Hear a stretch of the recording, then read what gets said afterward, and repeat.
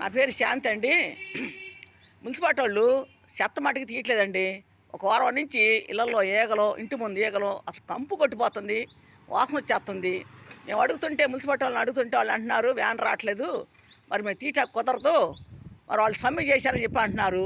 మరి ఇలాగైతే ఎలాగంటే అసలు మరి ఇంత రోత కొట్టిపోయి ఇళ్ళల్లో ఎట్లా ఉంటారండి? అసలు అసలు కంపు ఎత్తిపోతుంది. వాళ్ళు మటుకు వచ్చి ప్లాస్టిక్ డబ్బాలు అట్టలు ఏరుకొని మరి వాళ్ళు కాటాలకి వేసుకుంటున్నారు, అమ్ముకుంటున్నారు. వాళ్ళు అసలు ఏరు కొట్టాక వాటికి పనికొస్తున్నారు. మరి చెత్త తీస్తామాట రావట్లేదు, చెత్త తీయట్లేదు. ఎక్కడంటే మసీద్ దగ్గర అండి, 17వ వార్డులో, తాడేపల్లిలో 17వ వార్డులో మసీద్ ఎదురుగా అటు మొత్తం అసలు ఆ మార్కెట్కి మొత్తం ఎక్కడ కూడా తీయట్లేదు. ఇళ్ళల్లో చెత్త తీయట అక్కడ అంతా చాలామంది అడుగుతున్నారు అక్కడ వాళ్ళు. మరి మేము కూడా అక్కడ చెత్త మరి మొన్న ఒకసారి ఎత్తుకెళ్ళి మేమే పడేసి వచ్చుకున్నాము ఒక 5 రోజుల క్రితము.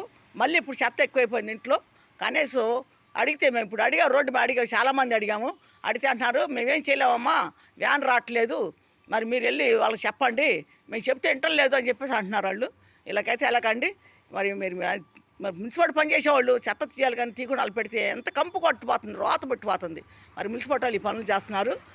మరి నైట్ పూట వస్తున్నారు, కానీ నైట్ పూట కూడా రోడ్డు అమ్మటి వేస్తున్నారు. ఊరికి అట్టట్టు ఊడిసి అది కూడా సైడ్ కల్లా ఊడిసి వెళ్ళిపోతున్నారు.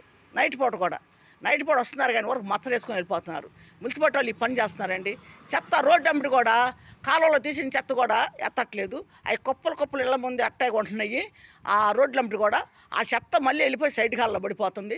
సైడ్ కాల్లో నీళ్ళు కూడా సరిగ్గా పోవట్లేదు. ఎక్కడికక్కడ కంపు కొట్టిపోతుంది. ఈ రకం చేస్తున్నారండి. మరి మీరు కనిపెట్టి ఏదైనా కొంచెం మన మున్సిపాలిటీ వాళ్ళు చర్య తీసుకొని ఆ పనులు చేపిస్తే బాగుంటుంది. మరి ఎవరు కూడా ఏమనుకోవద్దండి. నా పేరు శాంతి అండి, తాడేపల్లి, గుంటూరు జిల్లా.